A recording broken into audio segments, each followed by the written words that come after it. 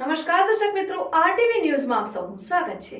સમાચાર આવી રહ્યા છે કે મેઘરજ મોડેલ સ્કૂલની વિદ્યાર્થીનીઓએ ફોક ડાન્સમાં સતત બીજા વર્ષે રાજ્ય કક્ષાએ પ્રથમ નંબર મેળવ્યો।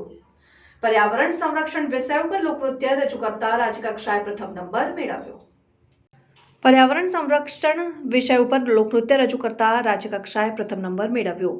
મેઘરજ મોડેલ સ્કૂલની વિદ્યાર્થીનીઓએ ફોક ડાન્સમાં સતત બીજા વર્ષે રાજ્ય કક્ષાએ પ્રથમ નંબર મેળવ્યો। એનસીઈઆરટી અને વસ્તી શિક્ષણ એકમ દ્વારા દર વર્ષે લોકનૃત્ય સ્પર્ધાનું આયોજન થાય છે।